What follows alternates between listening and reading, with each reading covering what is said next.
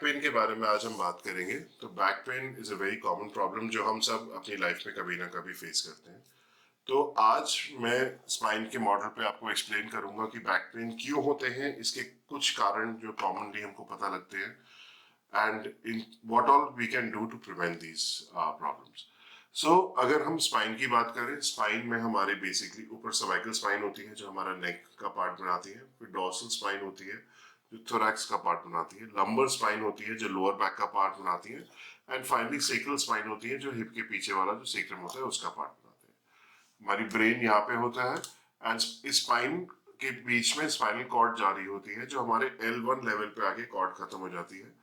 L1 के नीचे जो कंटिन्यूशन होता है उसको हम कॉर्डा इक्वाइना कहते हैं, जो कि जो स्पाइन का जो कवरिंग होती है उसी का ही एक्सटेंशन होता है जो नीचे तक जा रहा होता है, but it is extremely rich in nerve fibres. ये जो येलो कलर के आप वायर साइड से निकल रहे हो देख रहे हो, दीज आर स्पाइनल नर्व्स जो कि हर एक लेवल पे निकलते हैं, इनको रूट्स कहते हैं। ये रूट्स इकट्ठे होते हैं फिर आगे जाके पूरी पूरी नर्व्स बनाते हैं जो हमारे हाथों में, चेस्ट में, एब्डोमेन में, लोअर लिम्स में, पेरिनियम, इन सब पार्ट ऑफ द बॉडी में सप्लाई करते हैं। अब अगर आप ध्यान से देखें तो all these bones are kept one on top of the other and these are making joints over here, these are called facet joints. Okay, ये फैसेट जॉइंट है, अगर आप इधर ध्यान से देखो, so this is a facet joint. Okay, now these bones as they kept it one on top of the other, they are like this. So इसके बीच में क्या है, इसको डिस्क कहते हैं, disc material. now what are the common causes of back pain? Before I go to that, you need to understand what sorts of pain are there. Back pain broadly दो type के होंगे, pain which is isolated in the back and pain which is getting radiated. आज हम बात कर रहे हैं सिर्फ लोअर बैक पेन के बारे में, मैं अपर बैक पेन और नेक पेन के बारे में बात नहीं कर रहा हूँ। अब अगर लोअर बैक पेन आइसोलेटेड है बैक में और लेग्स में नहीं जा रही, तो जनरली कोई नर्व की इन्वॉल्वमेंट नहीं है। नर्व की इन्वॉल्वमेंट अगर होगी तो जहां जहां पे नर्व जाएगी वहां वहां पे पेन होएगा। ओके, सो इन पेन्स का क्या कारण होता है? जनरली मोस्ट कॉमनली दो कारण होते हैं। वन, कि जो मसल्स होती हैं स्पाज्म में चली जाती हैं, स्पाइनस प्रोसेस के दोनों तरफ मसल्स होती हैं, ये मसल्स अगर स्पाज्म में चली जाएंगी तो वो बैक को खींच के रखेंगी, वो टाइट रहेंगी और इस वजह से बैक पेन होगा। This is the most common cause of back pen, जो कि हम ओपीडी में भी या आप लोग अपनी लाइफ में नॉर्मली एक्सपीरियंस करते हैं। इसका सबसे कॉमन कारण क्या होता है? Is poor posture. जब हमारा पॉस्चर नहीं होगा, we tend to slouch forward, we tend to sit like this. So what happens is that these muscles are always under a lot of strain and that causes this pain. Second most common cause of this back pain is weight. जब हमारा abdomen pendulous होता है तो वो सारा weight हमारी paraspinal muscles के ऊपर आता है। These muscles are always under a lot of stress and थोड़ा सा भी movement हमारा ऊपर नीचे होता है तो उसमें ये pain precipitate हो जाता है। So ये तो हो गया about muscle spasm जो कि lower back में हुआ। Second cause of back pen जो कि हम बहुत कॉमनली ओल्डर एज में देखते हैं इस फैसेट जॉइंट आर्थ्रोपैथी। अब ये हड्डियां जो एक के ऊपर एक जहाँ पे रखी हुई है, जो जोड़ दोनों के बीच में बन रहा है, उसको फैसेट जॉइंट कहते हैं।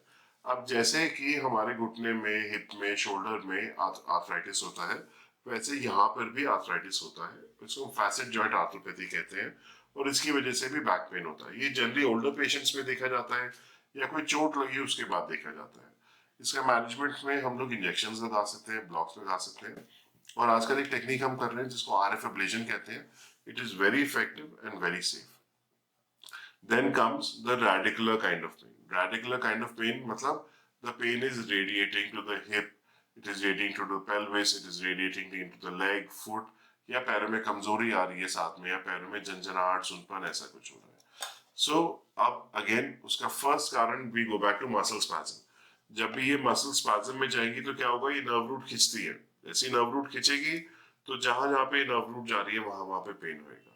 Second is disc disease. अगर ये डिस्क पीछे खिसक गई अपनी जगह से, चाहे छोटी हो या बड़ी हो, नर्व रूट कंप्रेस होगी और उसकी वजह से पेन होएगा। थर्ड कुड भी, इसके अंदर एक लिगामेंट होता है, इसको लिगामेंटम फ्लेवम कहते हैं, वो लिगामेंट अगर टाइट हो गया या हड्डी कहीं से बढ़ गई, कॉर्ड पे कंप्रेशन आ गया, इस वजह से ये पेन पैरों में आ सकता है। सो ब्रॉडली मैंने आपको बता दिया है कि what are the common causes of back pain. Management के लिए जैसे मैंने आपको बताया कि अगर हम मेडिसिन, जो फैसेट आर्थ्रोपैथी है, या उसके हम मेडिसिन दे सकते हैं, उसके हम इंजेक्शन लगा सकते हैं, ब्लॉक लगा सकते हैं, आरएफ एब्लेशन कर सकते हैं। अगर मसल स्पैज्म है तो मेडिसिन एंड फिजियोथेरेपी देंगे। अगर कोई डिस्क की प्रॉब्लम है, depending on the disc, depending on the neurological condition, हम डिसाइड करेंगे कि हमें इसको ऑपरेट करना है या कंजर्वेटिव मैनेजमेंट करनी है। कंजर्वेटिव मैनेजमेंट में भी आजकल हम लाडो ब्लॉक्स यूज करते हैं जिसको सिलेक्टिव नर्व रूट ब्लॉक कहते हैं। मतलब कि जो सी नर्व रूट पे प्रॉब्लम आ रही है, हम एक इंजेक्शन लगाते हैं और उस नर्व रूट को ब्लॉक कर देते हैं और पेशेंट का दर्द ठीक हो जाता है। सो द जिस्ट इज कि आप लोग अगर अपना वेट कम रखेंगे, आप लोग अपना पोस्चर ठीक रखेंगे, रेगुलर एक्सरसाइज करेंगे, तो maximum causes of back pen आपके एलिमिनेट हो जाएंगे और आपको ये प्रॉब्लम नहीं होगी। कुछ भी आपकी क्वेरीज हो, कमेंट्स हो, तो please feel free to write in comment. Thank you, धन्यवाद। For more information, contact Dr. Khera's Wellness Clinic.